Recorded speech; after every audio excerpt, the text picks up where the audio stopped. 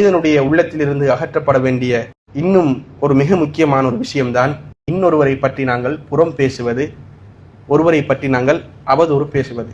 கண்ணியத்துக்குரிய சகோதரர்களே, அல்லாஹ் சுப்ஹானஹு வ தஆலா இது சம்பந்தமாக கடுமையாக குர்ஆனில் எச்சரிக்கிறார். யா அய்யுஹல்லதீன ஆமனு இஜ்தனிபு கஸீரம் மினல் லன், ஈமான் கொண்ட விசுவாசிகளே, எண்ணங்களில் அதிகமானதை நீங்கள் தவிர்த்து கொள்ளுங்கள்.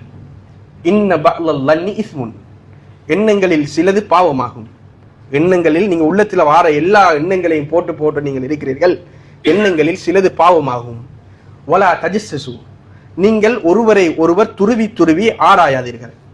வலா யக்தப் பஅதுகும் பஅலா, உங்களில் சிலர் சிலரை பற்றி புறம் பேசாதீர்கள். அய்யுஹிப்பு அஹதுக்கும் அய்யகுல லஹ்ம அஹீஹி மைதா, அல்லாஹ் ஒரு உதாரணம் கேட்கிறான். உங்களுடைய சகோதரன் மரணித்திருக்கின்ற நிலையில் அந்த மரணித்த உடலில் இருக்கின்ற ஒரு மாமிசத்தை எடுத்து நீங்க சாப்பிடுவதற்கு விரும்புவீர்களான்னு கேட்க.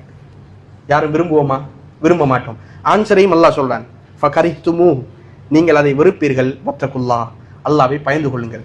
இன்னொருத்தனுடைய குறையை துருவி துருவி ஆராய்ச்சி இன்னொருவனை பற்றி அவதூறு சொல்கின்றவர்களுக்கு அல்லாஹ் எதை சமப்படுத்துகிறான் என்றால், மரணித்த தன் சகோதரனின் இறைச்சியை சாப்பிடுவதற்கு சமமானவன் என்று அல்லாஹ் தஆலா சொல்றான். எனவே அன்புள்ள சகோதரர்களே, நாம் இருக்கின்ற இந்த ஃபித்னாவுடைய காலத்தில் மிக முக்கியமாக நாங்கள் தெரிந்து கொள்ளக்கூடிய ஒரு விஷயம், எங்களுடைய வாழ்க்கையில் நாங்கள் தவறுதலாகவோ இன்னொருவரை பற்றி அவதூறு சொல்லிவிடக்கூடாது. இன்றைக்கு இருக்கின்ற ஆக பெரிய சவால் என்று கேட்டால் சோசியல் மீடியா. நானும் நீங்களும் யூஸ் பண்றோம். வாட்ஸ்அப், ஃபேஸ்புக், இன்ஸ்டாகிராம் போன்ற டிக்டாக் போன்ற இன்னொரு சோசியல் மீடியாவை நாங்கள் யூஸ் பண்றோம். ஒரு நிமிஷம் கண்ணை மூடி யோசிப்போம், கடைசியாக என்னுடைய சமூக வலைத்தளங்களை நான் எதை பதிவிட்டேன், எதை ஷேர் பண்ணினேன், எதை லைக் பண்ண, ஒரு நிமிஷம் யோசிப்போம். இன்றைக்கு அன்புள்ள சகோதரர்களே, பிறர் மானங்கள் பகிரங்கப்படுத்துவது சாதாரணமான ஒரு காலத்தில் வாழ்ந்து கொண்டிருக்கிறோம். யாராவது ஒருவர் குற்றம் செய்து விட்டால் அந்நிய சமூகத்தை விட முஸ்லிம் சமூகத்தில் இருக்கின்ற ஆக ஒரு கேவலமான ஒரு விஷயம் என்ன தெரியுமா? உடனடியாக அதை போய் வீடியோ பண்ணி சமூக வலைத்தளங்களை போட்டு விடுவார்கள். அல்லாஹ் பாதுகாக்கணும். யாருக்கும் நாங்கள் பாவிகள் என்ற முத்திரையை குத்தி விட முடியாது. ஒரு பாவம் செஞ்ச ஒருத்தன் அல்லாஹ்விடத்தில் அழுது புலம்பி அவன் சுத்தவாளியாக மாறிவிட்டால் பகிர்ந்து கொண்டிருக்கக்கூடிய நம்மளுடைய நிலைமை என்ன? உடனடியாக போட்டோ எடுப்பார்கள். அன்றைக்கு ஒரு அரபிய வாசகத்தை வாசித்து பார்த்தேன், உண்மையில் உள்ளத்தை நெகிழ வைத்தது. அதில் என்ன எழுதி வைத்திருக்கிறார்கள் என்று சொன்னால், அல்லாஹ் மட்டும் மறைக்கவில்லை என்று சொன்னால் நாம் ஒவ்வொருவரும் குற்றவாளிகள் தான். அல்லாஹ் மட்டும் மறைக்கவில்லை என்றால் எல்லாருமே குற்றவாளிகள் தான். ஒரு நிமிஷம் கண்ணு மூடி எங்களுடைய வாழ்க்கையில் நாம் தனிமையில் செஞ்ச பாவங்களை யோசிச்சு பார்ப்போம். இன்னொருவருக்கு தெரியாமல் செஞ்ச துரோகத்தை யோசிச்சு பார்ப்போம். இதையெல்லாம் அல்லாஹ் தஆலா வெளிப்படுத்தி விட்டால் நம்மளுடைய நிலைமை என்ன சகோதரர்களே?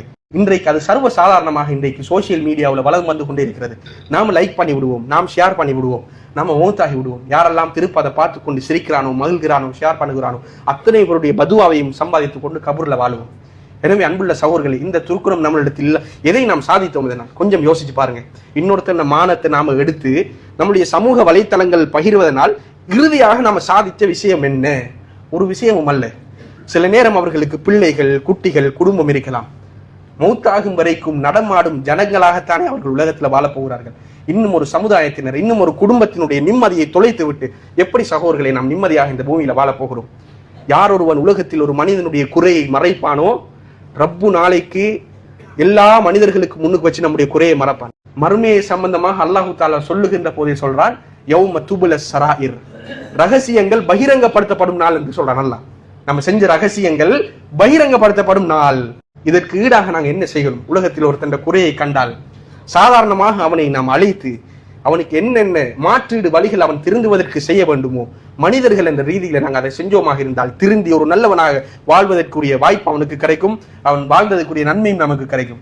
ஒன்றுமே இல்லாமல் அவனை பற்றிய அவதூறு, அவனை பற்றிய பொறாமை, வஞ்சகம் அல்லது இன்னொரு பிறர் அதில் இன்பம் காண வேண்டும் என்பதற்காக சோசியல் மீடியாவில் நாங்கள் பரப்பி விடுவோம். மிகப்பெரிய ஒரு பாவம் என்பதை அன்புள்ள சகோதரர்களை நாம் புரிந்து கொள்ள வேண்டும். வாழ்கின்ற போது நான் வெற்றி பெற்றவன் என்பதற்கு என்ன அர்த்தம் தெரியுமா? இன்னொருத்தனுடைய மனம் நோகாத அடிப்படையில் அல்ஹம்துலில்லாஹ் நடந்து விட்டேன், அதான் நான் வெற்றி பெற்ற ஒரு முஃமின் என்பதற்கு அடையாளம். இன்னொருத்தனுக்கு அவதூறு நாங்கள் சொல்லிவிட்டோம் என்று வையுங்கள், குடும்பம் இன்றைக்கு பிரிவதற்கு அதுதான் காரணம். ஏதோ ஒன்றுக்காக ஒரு பிரச்சனையை சகோதரி அல்லது சகோதரன் 2 பேர் டிஸ்கஸ் பண்ணுவாங்க, சொல்லி விடுவாங்க.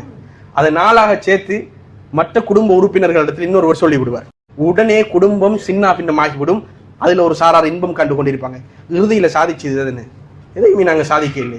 எனவே அன்புள்ள சகோதரர்களே, அவதூறு என்று சொல்லக்கூடியது செய்யாத ஒன்றை நாம் சொல்லுவது. கண்ணால கண்டிருக்கவே மாட்டோம். 4 பேர் பஜார்ல கூடி கதைச்சிட்டாங்கன்னு சொன்னால் ஓடி வந்து 40 பேரை சொல்லுவோம். அந்த 40 பேர் ஒரு 400 பேரை சொல்லுவாங்க.